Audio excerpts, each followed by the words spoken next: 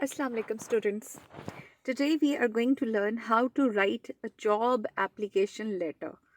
Job application letter भी बिल्कुल उसी तरह से इम्पॉर्टेंट है जिस तरह से आपका लेटर टू द एडिटर है।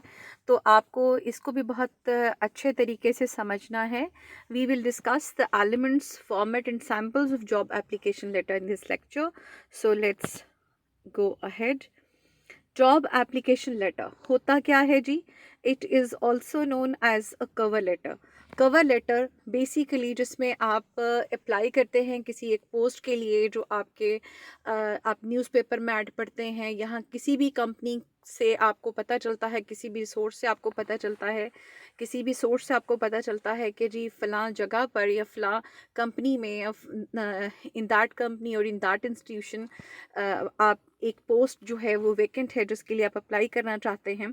तो उसके लिए आप एक एप्लीकेशन लिखते हैं। That application is called job application letter और इसको कवर लेटर भी कहा जाता है। Its purpose is to introduce to you and briefly summarize your professional background. इसमें आप अपनी इंट्रोडक्शन देते हैं कि आप कौन हैं और आप किस लिए अप्लाई करना चाहते हैं और आपकी क्वालिफ़िकेशन क्या है और आप अगर जिस जॉब के लिए जिस पोस्ट के लिए आप अप्लाई करना चाहते हैं तो उसके हवाले से अगर कोई आपका एक्सपीरियंस है या आपकी क्वालिफ़िकेशन है या आपने कोई शॉर्ट कोर्स किया है तो आप उसके बारे में यहाँ पर बताते हैं जी। It should complement the information from a resume और सीवी। आप अगर कोई सीवी कहीं पर सबमिट कराते हैं, जिस सीवी में आपने देखा होगा अक्सर आपका नेम, आपका एड्रेस, आपका जो भी पर्टिकुलर्स हैं आपके सारे वो आप उसमें बताते हैं।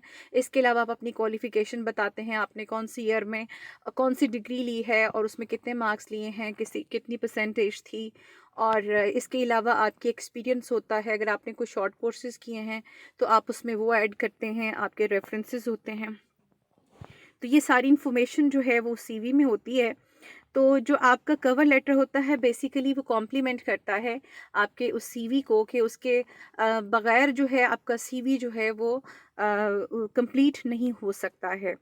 Proves you understand the needs of the company. इसके अलावा ये बताता है आपकी पर्सनालिटी को एक्सपोज कर रहा होता है, रिप्रेजेंट कर रहा होता है कि पता चलता है कंपनी को या आप जिस इंस्टीट्यूशन में आप अप्लाई कर रहे होते हैं कि आप उस जॉब की नीड्स को कितना अच्छा समझते हैं। तो इसको एक जनरल यूज़ के लिए भी आप समझ सकते हैं। इसके अलावा एग्जामिनेशन पॉइंट ऑफ व्यू से भी समझ सकते हैं कि अगर आपको किसी भी कंपनी के लिए किसी इंस्टीट्यूशन के लिए आपको कोई भी जॉब के पोस्ट के लिए अप्लाई करना है तो आपको उस पोस्ट के जो नीड्स हैं, जो रिक्वायरमेंट्स हैं, वो आपके क्वेश्चन पेपर में तो नहीं होंगे लेकिन आपको उससे डिफ़ाइन करने पड़ेंगे, आपको उससे एक्सट्रैक्ट करने पड़ेंगे कि कौन कौन सी चीज़ें ज़रूरी हैं। तो आपने उन सबको फोकस करना है। The biggest clues are within the job advertisement, so decode the job ad. तो आपने डिकोड करना है। अगर तो आप जनरल यूज़ के लिए कर रहे हैं तो आपके जो एडवर्टिजमेंट आपने देखा है या आपने कहीं पर किसी भी सोर्स से आपको पता चला है या आपका जो क्वेश्चन है तो उस क्वेश्चन में जो आपसे डिमांड किया गया है कि जी इस पर्टिकुलर जॉब के लिए या इस पोस्ट के लिए आपको अप्लाई करना है तो आपने देखना है कि उसमें कौन कौन सी चीज़ें जो हैं वो रिक्वायर्ड हैं। उसके बाद आपने नेक्स्ट जो करना है match your qualification with the job demands and needs. तो जनरल यूज़ में तो डेफिनेटली आप उसके मुताबिक होगा आपकी क्वालिफ़िकेशन और आपके एक्सपीरियंस तो फिर ही आप उसके लिए अप्लाई कर सकेंगे। लेकिन एग्ज़ामिनेशन पॉइंट ऑफ व्यू से सिर्फ आपको चूँकि एक लिखने का तरीका समझाया जाता है, बताया जाता है, तो इसमें आपने सपोज़ करना होता है कि जो भी आपसे डिमांड किया जा रहा है, आपने अपनी क्वालिफ़िकेशन उसके अकॉर्डिंग वहाँ पर बतानी होती है। Note more than one page और 3 to 4 पैराग्राफ्स ये आपके होते हैं और ये 3 to 4 पैराग्राफ्स में आप किस तरह से एलैबोरेट कर रहे होते हैं वो आगे हम देखेंगे जी। जी इसके एलिमेंट्स में क्या होगा जी? सबसे पहले तो आपने अपना क्वेश्चन जो है या जो आपका एडवर्टाइजमेंट है उसमें आपने देखना है कि आपकी जॉब की डिमांड क्या है। आप किस पर्टिकुलर पोस्ट के लिए अप्लाई करने जा रहे हैं तो उस पर्टिकुलर पोस्ट के अकॉर्डिंग आपकी क्वालिफ़िकेशन होनी चाहिए है और सारे एक्सपीरियंस होना चाहिए है। Use a professional format. आपका फॉर्मेट बहुत प्रोफेशनल होगा, बहुत ऑफिशियल होगा। नॉन प्रोफेशनल आप यूज़ नहीं करेंगे, यानी कोई भी ऐसी लैंग्वेज यूज़ नहीं करेंगे जो आप इनफॉर्मल आप एक दूसरे से कन्वर्सेशन करते हैं। State the post you are applying for, उसके बाद फिर आप बताएंगे आप कौन सी पोस्ट के लिए अप्लाई करना चाहते हैं। समटाइम्स ये होता है कि आप के जो न्यूज़पेपर होता है उसमें जो ऐड दिया जाता है उसमें 2 या 3 या इससे भी ज़्यादा पोस्ट जो हैं वहाँ पर दिए जाते हैं, तो आपने सबसे पहले तो बताना होता है आपको कौन सी पोस्ट के लिए अप्लाई करना है।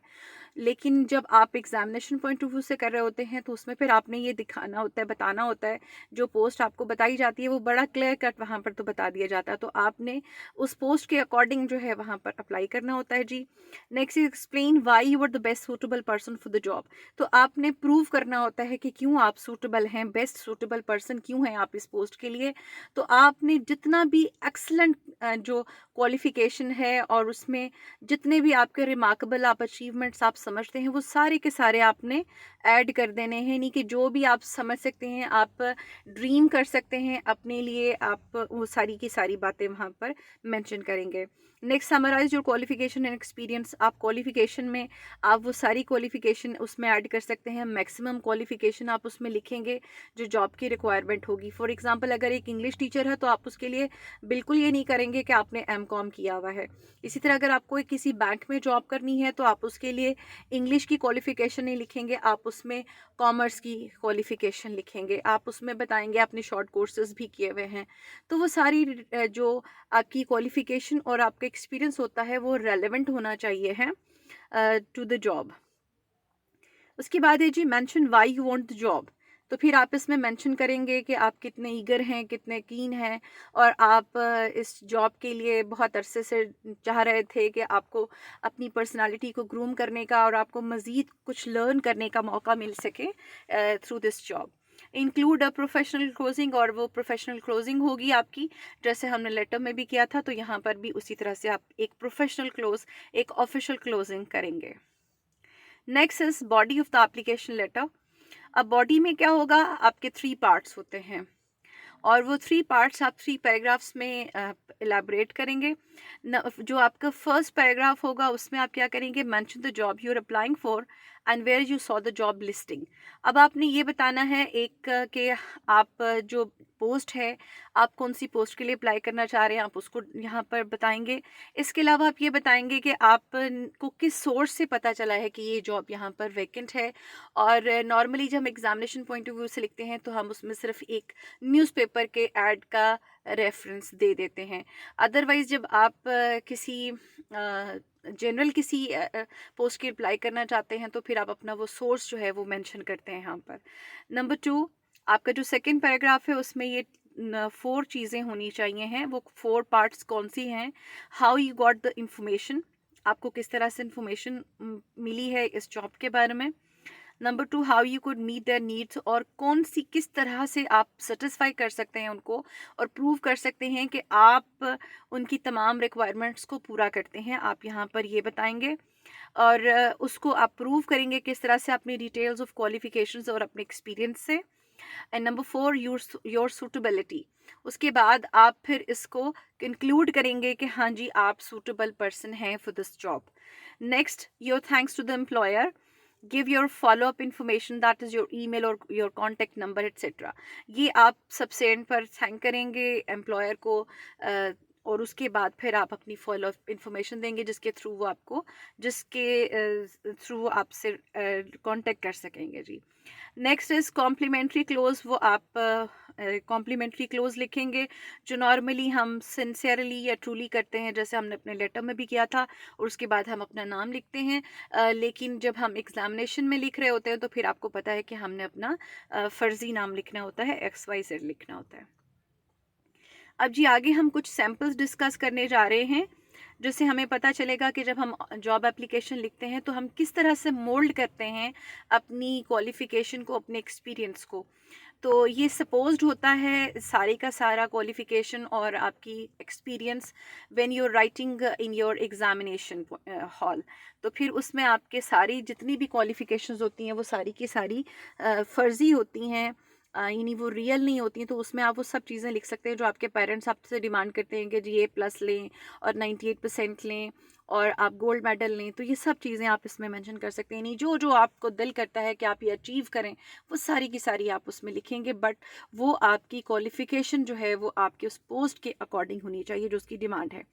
जी, सैम्पल 1 में क्या है जी, प्रोग्रामर की पोस्ट है, जिसके लिए यहाँ पर, और मैंने एज इट इज़ कुछ जगहों से ये सैम्पल्स कलेक्ट किए हैं और एज इट इज़ मैंने यहाँ पर लिखे हैं with a slight change. I am writing to apply for the programmer position advertise in the Dawn. ये जी न्यूज़पेपर का नाम लिखा है और उसी तरीके पे लिखेंगे हम इन्वर्टेड कॉमास में। As requested I enclose my certification resume and references, और इसमें जो है हम ये ऐड करेंगे, और ये आप एज इट इज़ भी इसको याद कर सकते हैं और आप अपने वर्ड्स में भी इसको बता सकते हैं। The role is very appealing to me, ये सेकेंड पैराग्राफ आ गया, and I believe that my strong technical experience and education make me a highly competitive candidate for this position. My key strengths that would support my success in this position include, और उसके बाद जो include के बाद आप यहाँ पर bullets के साथ लिख सकते हैं या पॉइंट्स की सूरत में लिख सकते हैं अपनी तमाम कैपेबिलिटीज़ और क्वालिटीज़ कि आपने शॉर्ट कोर्सेज किए हैं, या आप ये बहुत अच्छे से ये फ्लाम प्रोग्राम जो है उसको बड़े अच्छे से कर सकते हैं, ये इसमें आप बहुत एक्सेलेंट हैं, या इसमें आपने कोई बहुत एक्सेलेंस शो किया हुआ है इन सर्टन कंपनी। ये सारी चीज़ें बताएंगे आप। उसके बाद आप आ जाएंगे with a BS degree in computer programming. चूँकि आपका प्रोग्रामर की पोस्ट है, तो उसमें आपको प्रोग्रामिंग जो है, कंप्यूटर प्रोग्रामिंग, वो आपको, आप जब कंप्यूटर की एजुकेशन हासिल करेंगे तभी आप इसके लिए अप्लाई कर सकेंगे। तो उसके लिए आपके पास BS की डिग्री, या अगर आप इसको मज़ीद इन्हांस करना चाहते हैं तो आप इसके लिए MS की डिग्री लिख लेंगे जी। I have a comprehensive understanding of the full life cycle of software development projects. I also have experience in learning and applying new technologies as appropriate. तो आप ये देख लीजिए कि किस तरह से अपने आप को बूस्ट किया जा रहा है और अपनी तारीफ़ें की जा रही हैं और बताया जा रहा है कि जी मैं ये भी कर सकता हूँ, ये भी कर सकता हूँ। तो आपने बिल्कुल इसी तरह से बताना है जी। Please see my resume for additional information on my experience. और उसके बाद आपका जो CV इसके साथ अटैच होता है, आपके डॉक्यूमेंट्स होते हैं, वो सब चीज़ें इसमें एडिशनल इन्फॉर्मेशन होती है। आई can be reached any time via email at abc123@email.com। ये आपका फ़र्ज़ी ईमेल एड्रेस है जो मैंने यहाँ पर लिख दिया, आप एज इट इज़ भी लिख सकते हैं, मैंने इसको चेंज किया, और ये आप कहीं पर भी लिख सकते हैं। और बाय फ़ोन एट 12345678 9। तो ये भी एक फेक फ़ोन नंबर हमने यहाँ पर लिखना है। Thank you for your time and consideration. I look forward to speaking with you about this employment opportunity. तो ये आपका एक सैम्पल हो गया, आप इसमें स्लाइड डिफरेंस के साथ इसको भी कर सकते हैं। नेक्स्ट इज सैम्पल नंबर 2, जिसमें हमें एक इंग्लिश टीचर के लिए अप्लाई करना है, और हमने क्या लिखा है जी, this is regarding your advertisement publish in the news regarding a vacancy for an English teacher. I would be glad to apply for the role. ये आपका फर्स्ट पैसेज हो गया। सेकेंड पैसेज में आ गया जी, teaching has always been my passion and I have always been great with students. I have been a supervisor at institution. Name आप लिखेंगे, कॉलेज का नाम लिखेंगे, क्योंकि नॉर्मली आपको जो आपके कॉलेज में अगर आपको एप्लीकेशंस आते हैं, जॉब एप्लीकेशन, तो नॉर्मली आपको कॉलेज जॉब के लिए ही अप्लाई करना होता है, तो फिर आप उसके लिए कॉलेज का नाम ही लिखेंगे। आप कोई भी सपोज्ड नेम लिख सकते हैं। For 5 years, I have also taught inter and BS classes for 2 years. My qualification and experience match your requirements. तो ये जी हमने यहाँ पर लिख दिया। बहुत सिंपल वे में हमने अपना सेकंड पैराग्राफ यहाँ पर कंप्लीट कर लिया। I have attached my resume for your consideration and request you to consider my application of the role. If you find it suitable, please feel free to contact me at the below mentioned contact details. और इसके बाद हमारा वो next passage आ जाएगा जिसमें हमने अपना email address और फ़ोन नंबर लिखा था जी। नेक्स्ट है जी सैम्पल नंबर 3, और इसमें हमारा जो है वो टेक्निकल जो रिक्वायरमेंट है, तो टेक्नीशियन चाहिए है इसमें। तो हमने क्या लिखा जी, here is a brief about my self, यानी कि ये नेक्स्ट पैसेज है जिसमें कि हम अपनी इंट्रोडक्शन दे रहे हैं। तो समझ सकते हैं कि फर्स्ट पैराग्राफ के बाद ही हमारा सेकंड पैराग्राफ शुरू हो रहा है जी। Here is a brief about my self, I have completed it. तो ये डिफरेंट सैम्पल्स हैं जिसके थ्रू आपको बताया जा रहा है कि आप इस तरीके से भी अपने आप को एलैबोरेट कर सकते हैं, अपनी इंट्रोडक्शन जो है वो दे सकते हैं। तो I have completed B Tech in computer science from institution name आप लिखेंगे जहाँ से आपने किया है, सिक्योर्ड मार्क्स, ग्रेड आप इसमें अपने मार्क्स लिख सकते हैं, और आप जितने दिल करता है मार्क्स लिखने हैं, लेकिन प्लीज़ बी केयरफुल, आपने 1100 में से 1150 मार्क्स नहीं लिखने हैं। In my final exams and passed with distinction और percentage during my studies I participated in various tech expos. ये आपके एक्सपीरियंस की बात चल रही है जिस इस पैराग्राफ में। And also won a gold medal for creating an app in inter university tech competition. तो चूंकि ये आपके हार्डवेयर से रिलेटेड है, तो आपने इसमें जितनी भी इसके मुताबिक टेक्निकलिटीज़ हैं तो आपने इसमें वो सारी लिखनी है, उसके हवाले से आप अपनी क्वालिफिकेशन मेंशन करेंगे। Next is I am confident that I have the skills to excel at your dynamic organisation. अब यहाँ पर आती है कि जी किस तरह से मैं आपके लिए सूटेबल हूँ और मुझे क्यों चाहिए है ये जॉब के आपके ऑर्गेनाइजेशन जो है that is very dynamic. I have always dreamed of being a part of your company due to the development opportunities you provide. I request you to give me an opportunity to learn and grow at your esteemed firm through this job role. तो ये वो चीज़ें हैं कि जिनको आप थोड़ा सा चेंज करके आप हर एप्लीकेशन में आप इनको फिट कर सकते हैं। Please refer to my resume and cover letter attached with the email for detailed information. जी, ये हमारा सैम्पल 3 हो गया, और इसके बाद हम अपने फॉर्मेट पर आ जाएंगे जो हमने प्योरली अपने एग्जामिनेशन पॉइंट ऑफ व्यू से जो है यहाँ पर लिखा है जी। तो इस फॉर्मेट में सबसे पहले उसी तरह से हम लिखेंगे examination hall, comma, city ABC full stop, और उसके बाद हम एक स्पेस छोड़ेंगे, और स्पेस के बाद यानी एक पूरी लाइन हमने छोड़ देनी है, और उसके बाद नेक्स्ट लाइन में हमने लिखा है डेटेड। अब अगर आप अपने जो लेटर टू द एडिटर था तो आप उसमें देखेंगे कि उसमें हमने डेट जो है वो और तरह से मेंशन की थी, जिसमें हमने जो डेट थी वो पहले मेंशन कर दी और मंथ जो है वो बाद में किया। तो यहाँ पर हमने मंथ पहले कर दिया और डेट बाद में की। तो आप ये देख लीजिए कि इसमें क्या डिफरेंस है। अगर हम 26 को पहले लेकर आएंगे तो 26 लिखेंगे, 26 अप्रैल, और अगर हम अप्रैल को पहले लेकर आएंगे तो फिर हम सिंपल 26 लिखेंगे और कोमा लगाकर 2023 लिखेंगे जी। इसके बाद फुल स्टॉप आ गया और फिर हमने एक लाइन और छोड़ी है। इसके बाद हमने दो तरह से यहाँ पर जो एड्रेस मेंशन किया है, एक तो अगर हम लोग जॉब के लिए अप्लाई कर रहे हैं कि कोई इंग्लिश टीचर की जॉब है फॉर एग्जांपल, तो हमने लिखा द डायरेक्टर और ब्रैकेट में लिखा कॉलेजेस, और उसके बाद हमने कॉमा लगा दिया, यहाँ पर कंप्लीट हो गया। लेकिन अगर हम किसी फर्म किसी कंपनी में हम अप्लाई कर रहे हैं तो हमने वहाँ पर लिखा द मैनेजर, या अगर आपको मेंशन किया हुआ है आपके क्वेश्चन के अंदर ही कि आपने मैनेजर को लिखना है या आपने डायरेक्टर को लिखना है या आपने ह्यूमन रिसोर्स मैनेजमेंट को लिखना है या आपने सेक्रेटरी को लिखना है, तो जो भी आपको लिखा होगा कि जी आपने इस पर्सन को लिखना है तो फिर तो आप उसी को एड्रेस करेंगे। लेकिन अगर वो मेंशन नहीं किया हुआ तो फिर आप उसके अकॉर्डिंग लिखेंगे कि अगर तो किसी स्कूल या किसी कॉलेज के लिए तो फिर आप डायरेक्टर को एड्रेस करेंगे, और अगर जो किसी कंपनी के लिए और आपको मेंशन नहीं किया कि आपने किसको लिखना है तो फिर आप मैनेजर लिखेंगे। तो ये आपने जहन में रखना है। उसके बाद डायरेक्टर कॉलेजेस अगर हम लिखेंगे तो फिर हम लिखेंगे एक्स डिवीज़न, यानी हम मेंशन नहीं करेंगे कि हम कौन सा डिवीज़न में, हम लाहौर में, इस्लामाबाद में, मुल्तान कहाँ पर हैं, हम ये नहीं लिखेंगे, हम सिर्फ एक्स डिवीज़न लिखेंगे जो एक जनरल हमारा डिस्क्रिप्शन होगा यहाँ पर। उसके बाद हमने स्लैश लगाया है कि अगर हम किसी कंपनी के लिए अप्लाई कर रहे हैं तो फिर हम ABC कंपनी लिखेंगे, हम कंपनी नेम नहीं लिखेंगे जी। उसके बाद है जी कोमा, और कोमा के बाद सिटी ABC। अब ये वाला सिटी ABC कौन सा है?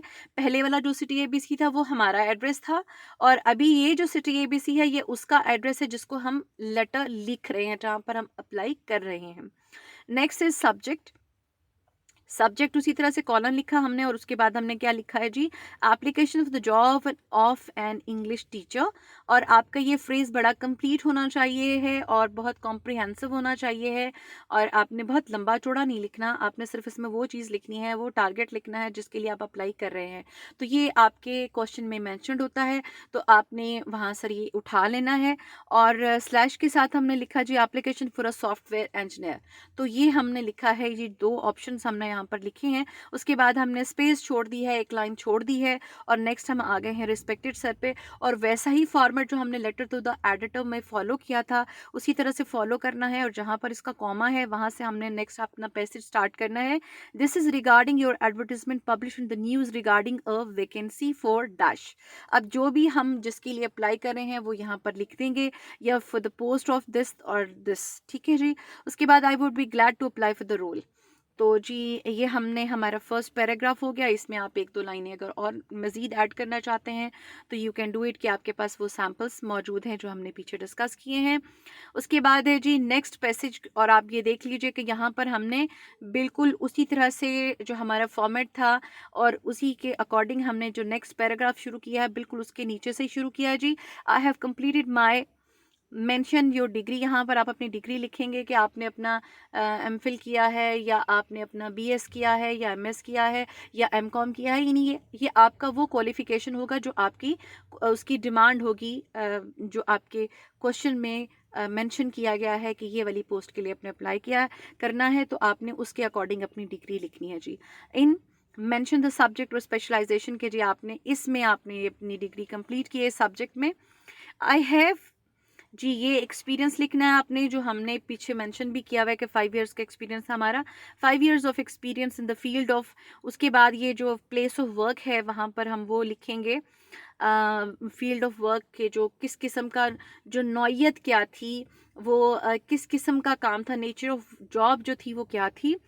Eight mention the name of your previous company, जो आपका जो इंस्टीट्यूशन था या जो कंपनी थी आपने वो मेंशन करनी है। I have in depth knowledge of the duties that I will have to perform and expertise in the particular field of work that would help me accomplish all the assigned tasks in the event of my being placed in your company। तो हम इसको as it is भी paste कर सकते हैं, आपने सिर्फ इसको लर्न करना होगा और आप इसको अपने वर्ड्स में भी मेंशन कर सकते हैं। I have enclosed here with my resume my detailed profile and a certificate of experience for your reference and review। I have also provided my contact information। Please feel free to contact me in case of any questions। I'm looking forward to meeting with you in person for an interview। जी ये हमने लिख लिया। आप ये दोनों passages as it is भी लिख सकते हैं। उसके बाद जी नेक्स्ट हमारा जो पैसेज है उसमें हम उनको कॉन्टेक्ट डिटेल्स दे रहे हैं जी। I can be contacted any time via email at abc123@email.com और बाय फ़ोन at 12345678 तो ये हमने मेंशन कर दिया। और जो लास्ट हमारा पैराग्राफ है उसमें हमने लिखा जी, thank you for your time and consideration. I look forward for speaking with you about this employment opportunity। Yours truly, XYZ। This is all about your format, your job application letter। तो आप इसको as it is भी learn कर सकते हैं, आप अपने words में इसको लिख कर अपने पास रख सकते हैं। ये एक फॉर्मेट आपके पास बन गया, एक सैम्पल आपके पास आ गया। आप इसमें जो भी जॉब की रिक्वायरमेंट है आपने उसके अकॉर्डिंग इसमें फिलअप कर लेना है, and this would be your job application letter. And this is all about the lecture. Thank you and अल्लाह हाफ़िज़।